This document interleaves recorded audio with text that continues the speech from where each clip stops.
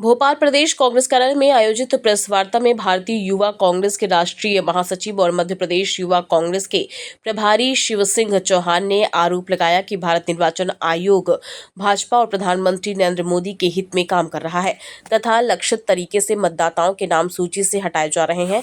इसी दौरान नवनिर्वाचित युवा कांग्रेस अध्यक्ष यश लखन घनघोरिया ने कहा कि भाजपा वोट चोरी के लिए एसआईआर प्रक्रिया को माध्यम बनाना चाहती है, जिसे युवा कांग्रेस किसी भी हाल में सफल नहीं होने देगी। घनघोरिया ने बताया कि 27 नवंबर को एसआईआर के विरोध में भोपाल स्थित चुनाव आयोग कार्यालय का व्यापक घेराव किया जाएगा, जिसमें प्रदेश भर से हजारों युवा कार्यकर्ता शामिल होकर मतदाता अधिकारों की सुरक्षा के लिए आवाज उठाएंगे। भोपाल से आदित्य सराठे की रिपोर्ट। हमने कार्यकाल देखा था और उससे पहले का कार्यकाल भी देखा था विक्रांत भूरिया का। कई जगहों पर ऐसी स्थिति बनती है कि जहां पर दूसरे ग्रुप के जो लोग रहते हैं उनको कार्यकारी अध्यक्ष बना देते हैं, फिर वो अध्यक्ष को काम करने में दिक्कत आती है। इस बार के कार्यकाल में ऐसी तस्वीर देखने को मिलेगी क्योंकि आप प्रभारी हैं और उसमें आपके अध्यक्ष बैठे हुए हैं, उधर पूर्व अभी मौजूदा जो अध्यक्ष थे वो मौजूद है। हमने देख रहे पिछले 4-5 साल से यही स्थिति बन जाती है। देखिए, संगठन की जो प्रक्रिया है, जो काम करता है, जो व्यक्ति काम करता है तो कहीं ना कहीं उसको रिवार्ड्स भी मिलता है, और जब कहीं ना कहीं कोई व्यक्ति के काम में कोई कमी रह जाती है, संगठन को लगता है कि उस पद के साथ वो इंसाफ नहीं कर रहे, जो पद उन्होंने लिया है उस दायित्व को पूरी तरह नहीं निभा रहे हैं, तो कहीं ना कहीं उसकी प्रक्रिया होती है।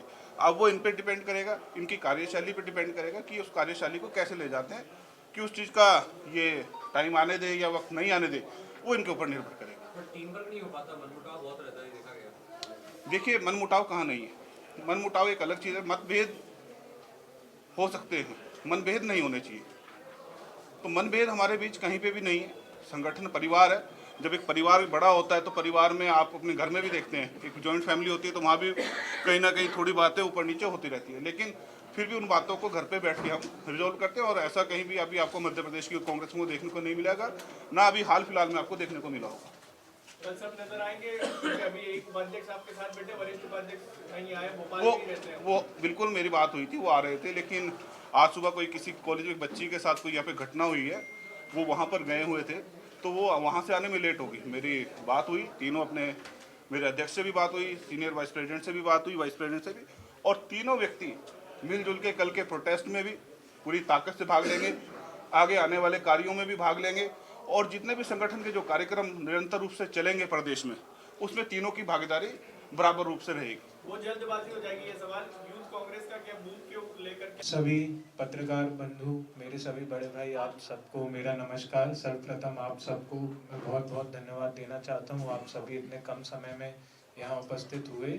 मैं समझता हूँ कि हमारे देश का चौथा स्तंभ हमारा मीडिया, हमारी ताकत हमारे साथ में है, और जैसा कि आप सभी जानते हैं, भाजपा की रीति नीति से बहुत अच्छे से आप परिचित हैं कि भाजपा कैसे शासन को मैनिपुलेट करने का काम करती आई है, कैसे एसआईआर में भाजपा की ये सोच है कि कैसे मैनिपुलेशन किया जाए।